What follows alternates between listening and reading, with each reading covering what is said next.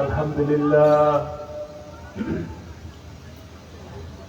لله نحمده ونستعينه ونستغفره ونعوذ بالله من شرور أنفسنا ومن سيئات أعمالنا من يهد الله فلا مضل له ومن يضلل فلا هادي له ونشهد أن لا إله إلا الله وحده لا شريك له ونشهد أن سيدنا وحبيبنا ومولانا محمدا عبده ورسوله الذي أرسله بالحق بشيرا ونذيرا وداعيا إلى الله بإذنه وسراجا منيرا فقد قال الله تعالى في كلامه المجيد وفرقانه الحميد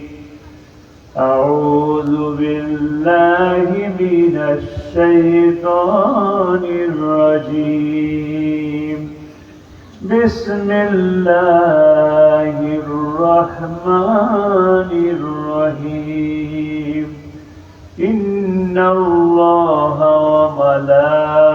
وملائكته يصلون على النبي يا أيها الذين آمنوا صلوا عليه وسلموا تسليما اللهم صل على سيدنا مولانا محمد وعلى آله سيدنا مولانا محمد আমরা মোহাম্মদের সাথে সকলে বলি আল্লাহুম্মা সাল্লি আলা সাইয়্যিদিনা মাওলানা মুহাম্মদ ওয়া আলা আলি সাইয়্যিদিনা মাওলানা মুহাম্মদ বালাগাল উলা বিকামালিহি كشف الدجى بجماله حسنت جميع خصاله صلوا عليه وآله حضرات উলামায়ে কিরাম নেসারাবাদ উপজেলা সমাজ কল্যাণ পরিষদের উদ্যোগে তাফসীরুল কোরআন মাহফিলের আজকের সম্মানিত সভাপতি নেসারাবাদ উপজেলা সমাজ কল্যাণ পরিষদের সম্মানিত চেয়ারম্যান হযরত মাওলানা মোহাম্মদ আবুল কালাম আজাদ, আজকের অনুষ্ঠানের বিশেষ মেহমান, আমাদের সকলের পরিচিত মুখ, আমাদের শ্রদ্ধাভাজন ব্যক্তিত্ব, আমাদের রাহবার শহীদি কাফেলা বাংলাদেশ জামাত ইসলামীর পিরোজপুর জেলা শাখার সংগ্রামী আমির মজলুম জননেতা অধ্যক্ষ তাফাজ্জল হোসেন ফরিদ, উপস্থিত আছেন আমাদের প্রিয় আর একজন নেতা জামাত ইসলামীর পিরোজপুর জেলার নায়েবে আমির মাওলানা আব্দুর রউফ, উপস্থিত আছেন তগরা ইসলামিয়া কামিল মাদ্রাসার ভারপ্রাপ্ত অধ্যক্ষ জনাব ডক্টর আব্দুল্লাহিল মাহমুদ, মঞ্চে উপস্থিত উলামায়ে কেরাম, সামাজিক, রাজনৈতিক এবং ধর্মীয় নেতৃবৃন্দ, উপস্থিত ইসলামী ছাত্র শিবিরের নেতৃবৃন্দ, সামনে মিডিয়ার সুপ্রিয় বন্ধুগণ, প্যান্ডেলের নিচে দূর দূরান্ত থেকে আগত কিশোর, তরুণ, যুবক, মুরব্বিয়ান ভাইয়েরা, নেসারাবাদের প্রিয় মুরব্বিয়ান, পর্দার আড়ালে শ্রদ্ধেয়া মা ও বোনেরা, প্রশাসনের কর্মকর্তা বৃন্দ, মাইকের আওয়াজ যে পর্যন্ত যাচ্ছে যারা শুনছেন, সকলকে আমার অন্তরের অন্তঃস্থল থেকে জানাচ্ছি আসসালামু আলাইকুম ওয়া রাহমাতুল্লাহি ওয়া বারাকাতুহু। সর্বপ্রথম মহান মুনিবের দরবারে শুকরিয়া আদায় করি আল্লাহ রাব্বুল আলামিন আমাদেরকে একটি নাতিশীতোষ্ণ পরিবেশে, না গরম না শীত, সুন্দর একটি সময়, এই সময় একত্রিত হয়ে কোরআনের কথা শোনার জানার যে সুযোগ করে দিলেন, সেই আল্লাহ রাব্বুল আলামিনের শাহী দরবারে কালেমাতুশ শুকর আদায় করি, বলি আলহামদুলিল্লাহ। রব্বানা লাকাল হামদ হামদান কাসীরান তাইয়্যিবান মুবারাকান ফীহি। সেই সাথে ধন্যবাদ জানাই নেসারাবাদ উপজেলা সমাজ কল্যাণ পরিষদকে, পরিষদের সাথে সংশ্লিষ্ট সকল ব্যক্তিবর্গকে, যারা এত সুন্দর একটি আয়োজন করলেন, এত সুন্দর প্যান্ডেল, লাইটিং, মাইকিং, আপনাদের আমাদেরকে দাওয়াত দিলেন, আনলেন, বসালেন, কথা বলার, কথা শোনার সুযোগ করে দিলেন। সেই আয়োজক কমিটিকে আপনাদের সকলের পক্ষ থেকে ধন্যবাদ জানাচ্ছি, শুভেচ্ছা জানাচ্ছি, মোবারকবাদ জানাচ্ছি। দোয়া করি আল্লাহ রাব্বুল আলামিন এই মাহফিলকে কবুল করুন, এই সমাজ কল্যাণ পরিষদকে কবুল করুন, এই মাহফিলের মাধ্যমে এই এলাকাকে আবাদ করে দিন। সেই সাথে দোয়া করি আল্লাহ রাব্বুল আলামিন সেই কঠিন বিপদের সময়, মুসিবতের সময়, যখন আপনার আমার কেউ কারো কোনো উপকারে আসবো না, সেই হাসরের ময়দানে এই মাহফিল আমাদের জন্য নাজাতের উসিলা হয়ে যায়, বলি আমিন। আলহামদুলিল্লাহ, আমরা আসলাম অনেক দিন পরে, আমি আসলাম অনেক দিন পরে, অনেক বছর পরে। অনেক বছর আগে একবার এসেছিলাম এই পুলিশ থানার উল্টো পাশে একটি মসজিদে ইফতারির মাহফিলে। অল্প কিছুজন মানুষ ছিলেন। বাইতুল আমান জামে মসজিদ, কি একটা অবস্থার মধ্যে আসছিলাম, ইফতারিও করতে পারি নাই। এখন আমরা অনেক ভালো আছি নাকি? আপনারা ভালো আছেন? অল্প ভালো আছেন? বেশি ভালো আছেন? আওয়াজে মনে হয় না। বেশি ভালো আছেন না অল্প ভালো আছেন? শর্ষিনার মতন এত বড় পবিত্র জায়গায়, এত সুন্দর পরিবেশে আমরা এত ক্ষীণ কণ্ঠস্বরে আলহামদুলিল্লাহ বলতে পারি। জোরে বলা উচিত না? বেশি রাত হয়ে গেল? একটু জোরে সরে বলি আমরা আলহামদুলিল্লাহ। আমরা অনেক ভালো আছি, কল্পনার বাইরে ভালো আছি। এরকম একটা পরিবেশে আপনাদের সকলের সামনে এসে কথা বলবো, কথা বলার সুযোগ পাবো, এরকম কল্পনা করিনি। কিন্তু আল্লাহ তাআলা দয়া করে, মায়া করে, করুণা করে আমাদেরকে এই সুযোগ দান করেছেন। যাদের রক্ত এবং জীবনের বিনিময়ে আজকে আমরা এই সুযোগ পেলাম, তাদেরকে শ্রদ্ধার সাথে স্মরণ করছি। যারা জীবন দিলেন 16ই জুলাই থেকে 5ই আগস্ট পর্যন্ত, আল্লাহ রাব্বুল আলামিন তাদের এই জীবনকে কবুল করুন, শহীদ হিসাবে কবুল করুন, শাহাদাতের মর্যাদা দান করুন। যারা আহত অবস্থায় বিছানায় কাতরাচ্ছেন, হাসপাতালে আছেন, আল্লাহ রাব্বুল আলামিন দয়া করে তাদেরকে সুস্থতার পূর্ণ নিয়ামত দান করুন। আমরা স্মরণ করি আজ 25শে ফেব্রুয়ারি। কত তারিখ? 25শে ফেব্রুয়ারি।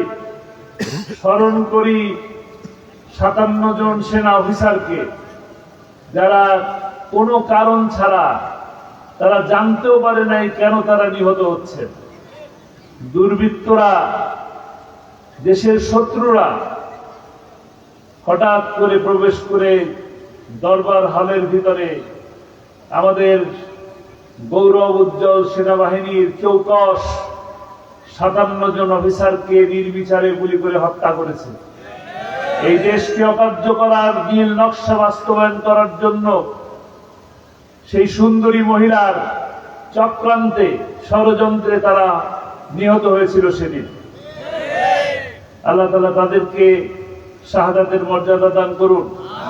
শোক সন্তপ্ত পরিবারের সকলকে ধৈর্য ধরে থাকার তৌফিক দান করুন। আমরা স্মরণ করি বৈষম্যের কারণে, যে বৈষম্যের জন্য 16 জুলাই থেকে 5ই আগস্ট পর্যন্ত মানুষ জীবন দিল, এটাই শুরু না, আর এটাই শেষ নয়। আমার জানা মতে এর আগে 1952 সালে পাকিস্তানিরা আমাদের মুখের ভাষা কেড়ে নিতে চেয়েছিল। 21শে ফেব্রুয়ারি আমাদের মুরব্বীরা, আমাদের ভাইয়েরা সেদিন রাজপথে রফিক, জব্বার, শফিউর, সালাম, বরকতেরা রাজপথে রক্ত দিয়েছিল, জীবন দিয়েছিল বলে আজকে আমার মাতৃভাষায় কথা বলার সুযোগ পাচ্ছি। স্মরণ করছি তাদেরকে। আল্লাহ রাব্বুল আলামিন তাদের এই ত্যাগকে, কুরবানিকে, এই শাহাদাতকে কবুল করে নিন।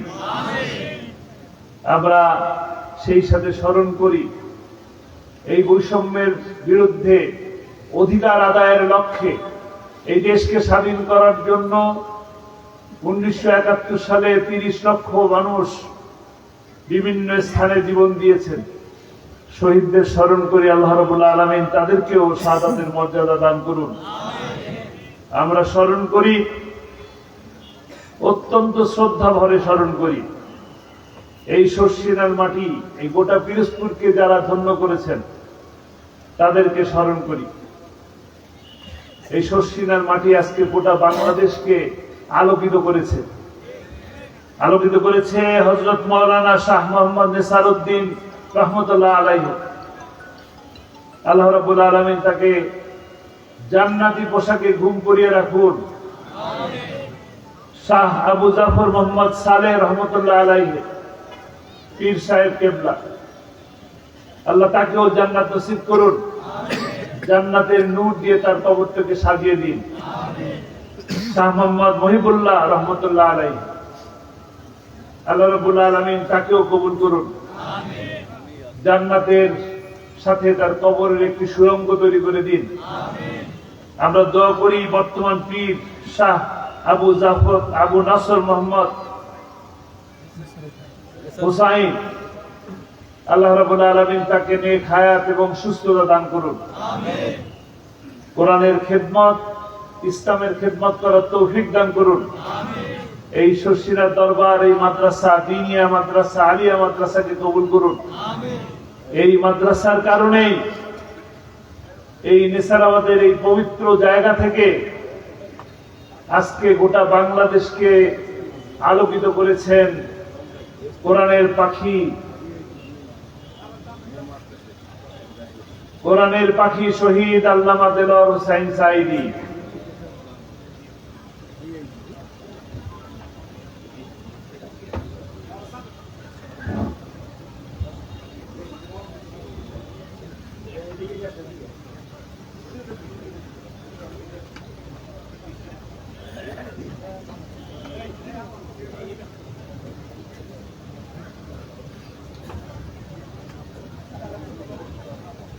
আলহামদুলিল্লাহ আমাদের মাঝে প্রশাসনের কিছু কর্মকর্তা ভাই, মুরব্বী ভাই, বড় ভাই, তারা উপস্থিত হয়েছেন।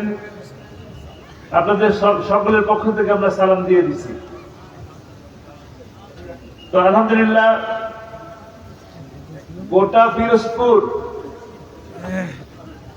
গোটা পিরোজপুরকে আজকে আপনারা যারা উপস্থিত আছেন, এই পিরোজপুরের মানুষ বাংলাদেশের যে স্থানে যাবেন, যেখানে যান, যদি কখনো কারো কাছে প্রশ্নের সম্মুখীন হন আপনার বাড়ি কোথায়, আপনি বললেন পিরোজপুর, তারপরের কথাটা কি দাঁড়ায়? কোথায়? তারপরের কথাটাই জিজ্ঞেস করে আপনি কি সাইদি সাহেবের বাড়ির কাছে, বলে কিনা? যে কারণেই যান না কেন, যেখানেই উপস্থিত হন না কেন, যদি বলেন সাইদি সাহেবের বাড়ির কাছে, সাথে সাথে চা, কোক, বিস্কুট চলে আসে সম্মানের সাথে। আসে কিনা? আজকে যে মর্যাদা, যে সম্মান, এই সম্মান এই নেসারাবাদের কারণেই সম্মান। এই নেসারাবাদের এই দরবার থেকেই শিক্ষা নিয়েছেন বলে আজকে আল্লামা সাইদি রূপসা থেকে পাথুরিয়া, টেকনাফ থেকে তেতুলিয়া, সুন্দরবন থেকে বান্দরবন পর্যন্ত প্রতিটি জনপদে কোরআনের কথা বলেছেন। কোরআনের আলো গোটা বাংলাদেশে ছড়িয়ে দিয়েছেন। কোরআনের কথা বলেছেন বলেই তার হাতে হাত রেখে হাজারেরও বেশি অমুসলিম ভাইয়েরা ইসলাম ধর্ম গ্রহণ করেছেন। তিনি মোটেই মানবতা বিরোধী ছিলেন না, তিনি মানবতার পক্ষে কাজ করেছেন। 50 বছরেরও বেশি সময় ধরে তিনি দেশের কল্যাণে, দেশের স্বাধীনতা, সার্বভৌমত্বের লক্ষ্যে অক্ষুণ্ণ রাখার জন্য, দেশের মানুষের ভাগ্য পরিবর্তনের জন্য, মানুষকে সঠিক পথের দিশা দেখানোর জন্য কোরআনের কথা বলে গেছেন। কিছু রাম বাম নাস্তিকেরা তার কথা ভালো লাগতো না, সহ্য করতে পারতো না, তাই তাকে 13টি বছর বন্দী করে রেখেছে, যাতে করে গোটা বাংলাদেশের মানুষ কোরআনের কথা শুনতে না পায়, যাতে করে মানুষ যেরকম ভালোবাসে আল্লামা সাইদিকে ওইভাবে যেন আর ভালোবাসতে না পারে, ভুলে যায়। কিন্তু মানুষ ভুলে যায় নাই। ভুলে গেছে? কেউ কি ভুলে গেছে? ভুলে যান নাই। কারণ এখন আরো বেশি মানুষ স্মরণ করে, কারণ আল্লামা সাইদির এখন প্রতিটি কথার প্রতিটি শব্দ এখন সত্যে পরিণত হচ্ছে। এক সময় আমরা শুনতাম 5ই আগস্টের আগে আল্লামা সাইদির ছোট্ট একটি বক্তব্য, বাংলার উত্তর গগনে ঘন কালো গাঢ় মেঘ জমেছে, যদি ঐক্যবদ্ধভাবে মোকাবেলা করতে না পারেন সক্ষম ভাবে, তবে সুবে সাদেক অসম্ভব। তিনি এই কথাটা বলেছিলেন কবে? প্রায় 20 বছর আগে। অথচ 5ই আগস্টের আগ পর্যন্ত যখনই এই বক্তব্যটা শুনতাম মনে হতো যে গতকালকে এই বক্তব্যটা দিয়েছে। তার কথা, প্রতিটি কথা সত্য হয়েছে। তিনি বলেছিলেন, আমাকে বলো মৌলবাদী, আমাদেরকে বলো মৌলবাদী, আমরা হলাম মৌলবাদী। মৌলবাদী কারা? যারা কোরআনের পক্ষের শক্তি, যারা ইসলামের পক্ষের শক্তি, যারা দেশের স্বাধীনতার পক্ষের শক্তি, তারা হলো মৌলবাদী। তোমরা হইলে আগাবাদী। আগাবাদী কারা? যারা রাম বাম নাস্তিকের রাজনীতি করো, যারা দেশের বিরুদ্ধে কাজ করো, যারা শেয়ার বাজার লুট করো, যারা বাংলাদেশ ব্যাংকে ডাকাতি করো। বেশি বাড়াবাড়ি করবা না। বেশি বাড়াবাড়ি করলে 12 কোটি মুসলমান গোড়া ধরে নাড়া দেবে। কোথায় পৌঁছাবা? মামু বাড়ি দিল্লি, মামু বাড়ি দিল্লি। আপনারা কি মনে করেন আল্লামা সাইদি জানতেন না যে তার বোনের বাড়ি লন্ডন? মনে করেন? তার ভাগ্নির বাড়ি লন্ডন, ভাগ্নার বাড়ি লন্ডন, ছেলের বাড়ি আমেরিকা, মেয়ের বাড়ি কানাডা। উনি কি জানতেন না? জানতেন, কিন্তু কলকাতার কথা বলেন নাই। তিনি বলছেন মামু বাড়ি দিল্লি। কোথায় গেছে? দিল্লি। খাঁটি কথা, কি সত্য কথা, অক্ষরে অক্ষরে সত্য কিনা? ভাত গরম ছিল, ধোয়া উঠতেছিল ভাতে, বড় বড় মাছ, মাংস, তরি তরকারি, সাজানো টেবিল, খাওয়ার সুযোগ হয় নাই। হয়েছে? তিনি বলছিলেন এমনও দিন আসবে পালানোর জায়গাও পাবা না। পালাইতে হয়েছে না? কিন্তু তিনি বলছিলেন, কে? ওই সুন্দরী মহিলা বলছিলেন, কি বলছিলেন? শেখের বেটি পালায় না। শেখের বেটি কি পালায়?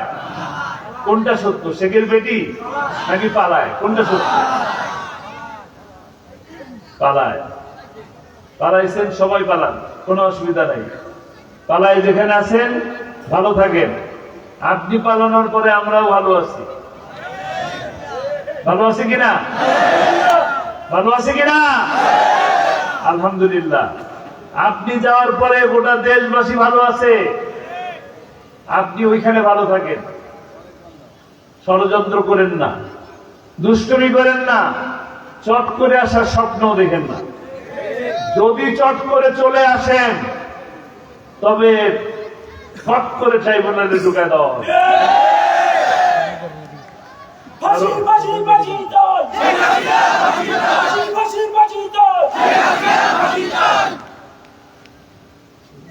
যে ট্রাইব্যুনালে আপনাদের কোরআনের পাখি আল্লামা সাঈদীকে দিনের পর দিন নিয়ে এসেছেন, দিনের রোদের তাপে, শীতের ভিতরে, ঝড় বৃষ্টির ভিতরে, কিন্তু কখনো মুখ মলিন ছিল না। ছিল? বুকে ছিল কোরআন, মুখে ছিল হাসি। আর এখন যাদের নিয়ে আসা হচ্ছে তারা কি করে? মুখটা মলিন, হাত দুটো উঁচু করে দেখায়, দোয়া করেন, দোয়া করেন, নাকি? আবার বলে চারতলায়, দোতলায় উঠানোর কথা বলে চারতলায় উঠান কেন? আইনমন্ত্রী বুঝেন নাই, আইন করার জিনিস পান নাই, আইন করলেন, জামাত ইসলামীকে নিষিদ্ধ করে দিলেন। ইসলামী ছাত্র শিবির নিষিদ্ধ। দর্শন করলেন আপনারা, ডাকাতি করলেন আপনারা, লুট করলেন আপনারা, রাস্তা দাঁড়ায় লোকে ময়ঠা দিয়ে মানুষ মারলেন আপনারা, রাতে রাতারে কারেন্ট গুলো অফ করে দিয়ে আলেম ওলামাদেরকে গুলি করে করে মারলেন আপনারা।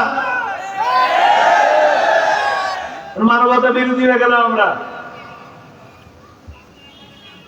একজন জামাত ইসলামের লোক দেখাতে পারবেন? জামাত ইসলামী বললে বলা হয় রাজাকার।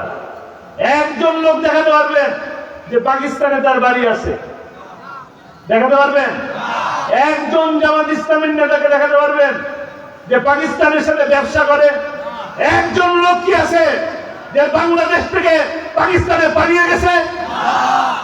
পালিয়েছে কোথায়? ভারতের রাজাকার ভারতে পালিয়ে গেছে। কাজেই রাজাকার বলতে আওয়ামী লীগকে বোঝায়, জামাত ইসলামী রাজাকার নয়। আওয়ামী লীগ রাজাকারের দল।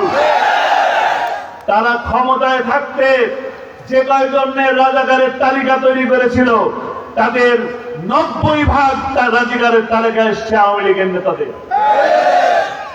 তারাই ক্ষমতায় ছিলেন, তাদের লোকই মন্ত্রী ছিলেন। মুক্তিযোদ্ধা মন্ত্রী, মন্ত্রণালয়ের মন্ত্রী, তিনি নিজেও মুক্তিযোদ্ধা, আতমা মোজাম্মেল হক। তার হাত থেকে যে তালিকা বেরিয়েছিল সেই তালিকার সম্পূর্ণ 90% তালিকার নাম ছিল রাজাকারের তালিকা। সেগুলো সব ছিল আওয়ামী লীগের।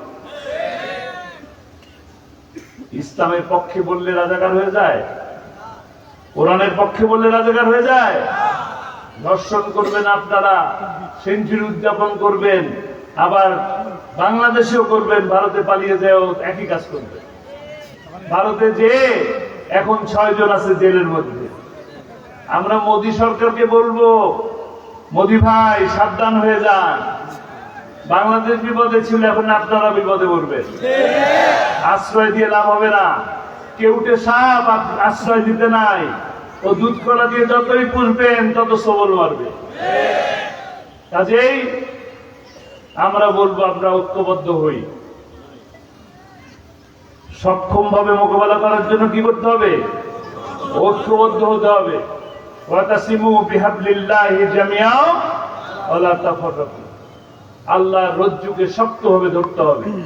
যদি সক্ষম ভাবে ধরতে পারি, শক্তভাবে ধরতে পারি, তবেই আমাদের জীবনে যত ধরনের অশান্তি আছে, দুর্নীতি আছে, সমস্ত কিছু দূর করতে পারবো।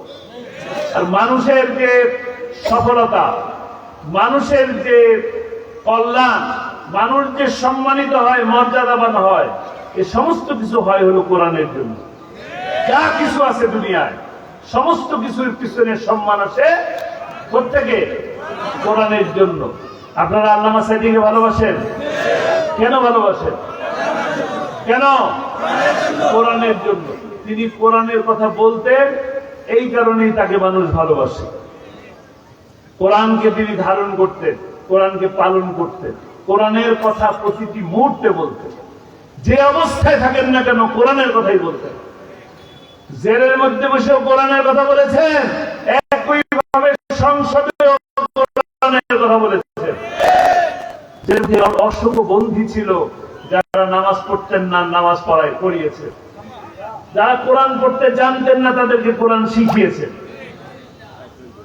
এরকম বড় বড় এমপিও ছিল, তাদেরকে কোরআন পড়া শিখিয়েছে। ওই জেলের মধ্যে বসে লাভ হয় নাই, বন্দী রেখে কোনো লাভ হয় নাই, কারণ তিনি কোরআনের খাদেম, কোরআনের কাজ সব জায়গায় বসে করেছেন। আল্লাহ কবুল করেছেন। ষড়যন্ত্র করেছেন, তার মুখের কথা মানুষকে শুনতে দেন নাই, লাভ হয় নাই। একটা সময় ছিল ক্যাসেটে আর সিডি প্লেয়ারে কোরআনের কথা শুনত। এখন মানুষ ওই ক্যাসেট আর সিডি প্লেয়ার বাসায় আর গাড়িতে ছাড়া পাওয়া যেত না। পাওয়া যেত? সুযোগ ছিল না। এখন প্রতিটি মানুষের বুক পকেটে মোবাইল আছে, এবং মোবাইলের মধ্যে আল্লামা সাইদিও আছে। আছে কিনা? কার কার মোবাইল আছে দেখান। সবার মোবাইলে আছে, আলহামদুলিল্লাহ। সহজ হয়ে গেছে। মানুষের থেকে দূরে সরাতে চেয়েছেন, লাভ হয় নাই। মানুষ আরো বেশি কাছে চলে আসে, কারণ কোরআন কখনো আপনি বন্ধ করতে পারবেন না। কোরআনের বাণীকে বিকৃত করতে পারবেন না, কোরআনের বাণীকে নিভিয়েও দিতে পারবেন না। এই সম্মান দিছে কে? মানুষ আল্লামা সাইদির কথা বললে তাদের বুকের ভিতরে এক ধরনের কম্পন সৃষ্টি হয়, চোখে পানি চলে আসে। এরকম সম্মানিত আপনি হতে পারেন, হবেন, হতে চান? যদি আপনি একই রকম আল্লামা সাইদির মতন সম্মানিত হতে চান, তবে আপনাকে, আমাদেরকে কোরআন ধরতে হবে। আর অল্প 2টা দিন পর, 2টা দিন 3টা দিন পর, কতদিন আছে রোজা? 3 দিন, 2 দিন 4 দিন, যেটাই হোক, 4 দেখা গেলে বোঝা যাবে। এই রমজান মাসের এত যে রহমত, বরকত, নাজাত, কেন? কোরআনের জন্য। শাহরু রমাদানুল্লাযী উনজিলা ফীহিল কুরআন। এই মাসে কোরআন নাজিল হয়েছে। কোরআন নাজিল হয়েছে বলেই এই মাসকে এত সম্মানিত করেছে। রহমতের মাস, বরকতের মাস, নাজাতের মাস। যে রাতে কোরআন নাজিল হয়েছে, ওই রাত 1000 রাতের থেকে শ্রেষ্ঠ রাত, কদরের রাত। এই মর্যাদা কিসের? এই রাতের মর্যাদা কিসের? কোরআনের। অন্য কোনো কারণ আছে? কোনো কারণ নাই, একমাত্র কোরআন। আমরা যদি সেই কোরআনকে ধারণ করতে পারি, সেই কোরআনকে যদি বুঝতে পারি, তাহলে আমিও একই রকম ভাবে সম্মানিত হব, মর্যাদাবান হব। একই রকম ভাবে আমিও আখিরাতে নাজাত পাবো ইনশাআল্লাহ। নাজাত চাই? নাজাত চাই? কোরআন ছাড়া কোনো বিকল্প নাই। নাজাতের জন্য কোরআন ছাড়া কোনো বিকল্প নাই। এই কোরআনের জন্য আবার পরীক্ষাও দিতে হয়। কোরআন বেশি যারা ধরবেন, আল্লামা সাইদি 13 বছর জেলের মধ্যে পড়লেন, ফাও না। কি ফাও না? কারণ কোরআনের কথা মানুষ সহ্য করতে পারে না, এমন মানুষও কিছু আছে। জেলেরও যেতে হবে, রিমান্ডেও যেতে হবে, ফাঁসির দড়ি গলায়ও নিতে হবে কোরআনের জন্য। যদি নেই তাহলেও সফলতা। কারণ কি? কারণ হলো নাজাত পাওয়া যাবে আখিরাতে। যারা আল্লামা সাইদিকে ভালোবাসেন, আপনারা কি দেখছেন আল্লামা সাইদি? এই যে দেখছেন, অনেকেই দেখছেন আলহামদুলিল্লাহ। আমি বলতে চাচ্ছি, 13ই আগস্টে যে আল্লামা সাইদিকে হাসপাতালে নিয়ে আসা হলো, ওইটাকে আপনারা দেখছেন? সবাইকে কি সুন্দর করে একটি সালাম দিলেন, বললেন আলহামদুলিল্লাহ, আল্লাহ অনেক ভালো রেখেছেন। একটা সুন্দর হাসি দিলেন, মিষ্টি মধুর হাসি, জান্নাতি হাসি। এরকম হাসি আপনারা কখন দেখছেন এর আগে? আমি কিন্তু এর আগে দেখি নাই। আমার জীবনে এত সুন্দর মিষ্টি হাসি আমি দেখি নাই। আমি দেখি নাই বলে ওই হাসি দেখে দ্রুত ছুটে এসেছি। আমি বুঝতে পারছিলাম তিনি সুস্থ ছিলেন। তার পরের দিন আপনারা দেখেছেন হাসপাতালের মধ্যে, হাসপাতালের বিছানায় কালো একটি পাঞ্জাবি পরা, মাথায় একটি টুপি দেওয়া, হাতে ক্যানোলা লাগানো, কোনো স্যালাইন ট্যালাইন কিছু নাই, সুস্থ ছিলেন, বসেছিলেন।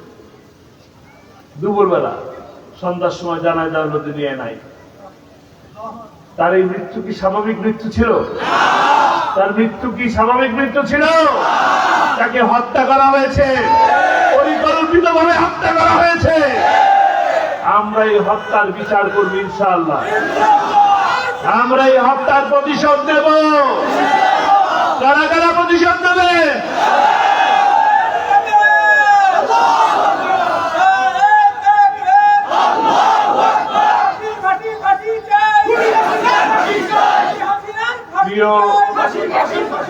প্রিয় শ্রদ্ধেয় নেসারাবাদের ভাইরা,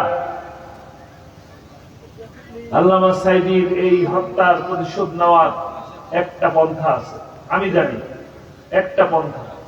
আশা করি আপনারা ওই একই পন্থা, ওই পন্থাটা আপনারা রাজি হবেন। সবাই রাজি? আলহামদুলিল্লাহ। তিনি দুইটি স্বপ্নের কথা তার মাহফিলের মধ্যে বলতেন, মোনাজাতের মধ্যে বলতেন, আমাকে শহীদি মৃত্যু দান করো। বলতেন কিনা? আল্লাহ তাআলা তাকে যে অবস্থায় নিয়ে গেছেন, আল্লাহ তাআলা তাকে শহীদ হিসেবে কবুল করে নিন। সারা বাংলাদেশের মানুষ তাকে কোরআনের পাখি বলে। আল্লাহ তাআলা দয়া করে, করুণা করে তাকে জান্নাতের সবুজ পাখি হিসেবে কবুল করে নিন। তার দ্বিতীয় আরেকটি স্বপ্ন ছিল, কোরআনের রাজ প্রতিষ্ঠা হয়েছে, এই দৃশ্য দেখে যেন আমার মৃত্যু হয়। কোরআনের রাজ তিনি প্রতিষ্ঠা করে যেতে পারেন নাই। এই কোরআনের রাজ এখন কে প্রতিষ্ঠা করবে? তারা তারা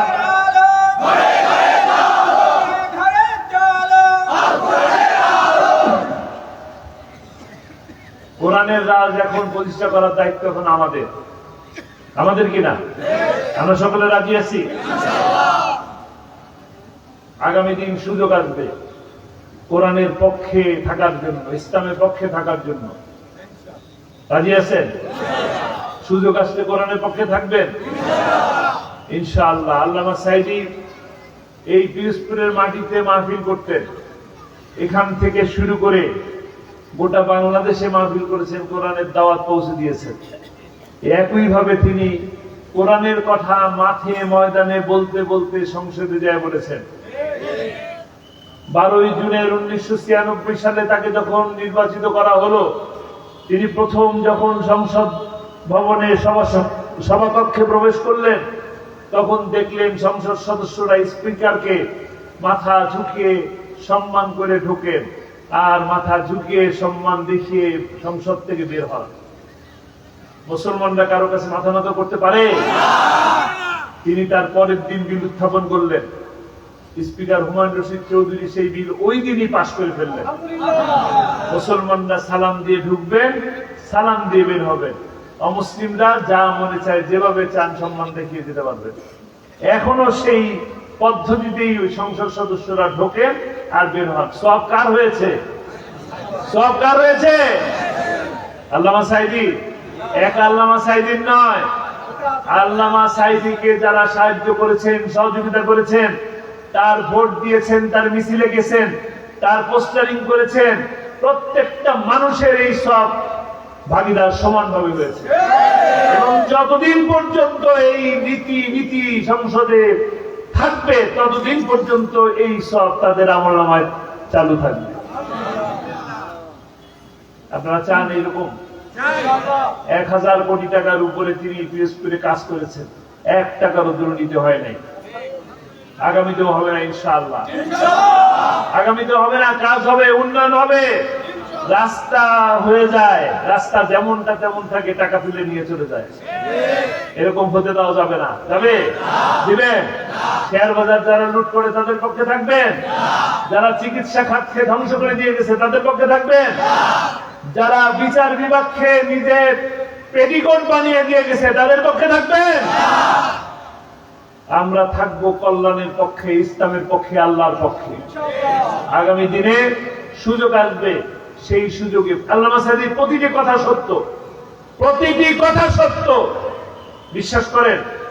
তাকে জিজ্ঞেস করা হয়েছিল, আপনি তো অনেক দেশ ঘুরেছেন, অনেক দেশ দেখলেন, বলেন তো কোন দেশে সর্বপ্রথম কোরআনের রাজ প্রতিষ্ঠা হবে, ইসলাম কায়েম হবে? তাকে প্রশ্ন করেছিলেন।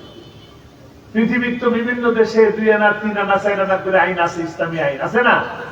আছে। পূর্ণাঙ্গ ইসলামী আইন নাই, কোথাও নাই। তাকে জিজ্ঞেস করা হলো কোথায় পূর্ণাঙ্গ রূপে প্রতিষ্ঠা পাবে? তিনি কি উত্তর দিলেন জানেন কি? তিনি বললেন বাংলাদেশে। বাংলাদেশে হবে ইনশাআল্লাহ। কারণ বাংলাদেশে অসংখ্য আলেম ওলামার রক্তে বাংলাদেশের মাটি সিক্ত হয়েছে। যে মাটি রক্তে সিক্ত হয় দ্বীনের জন্য, ইসলামের জন্য, আল্লাহর জন্য, সেই জমিনের উপরে কলেমার পতাকা উদ্দিন হবেই হবে ইনশাআল্লাহ। আমরা দেখতে পাচ্ছি আগামী দিন ইসলামের একটি সূর্য উঠবে ইনশাআল্লাহ। আগামী দিন কোরআনের পার্লামেন্ট তৈরি হবে ইনশাআল্লাহ। এত আস্তে ইনশাআল্লাহ বললে হবে না, আল্লাহর কাছে পৌঁছে দিতে হবে ইনশাআল্লাহ। এই কয়জন মিলে কি পারবেন? এই হাজার হাজার মানুষ এই কয়জন মিলে পারবেন? কি করতে হবে? এক একজনকে আরো 20 জনকে কোরআনের দাওয়াত দিতে হবে, ইসলামের দাওয়াত দিতে হবে, ইসলামের সৌন্দর্যকে মানুষের কাছে পৌঁছে দিতে হবে।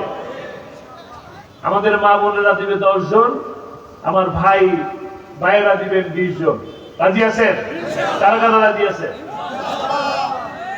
আল্লাহ তাআলা এই হাতগুলোকে কবুল করুন।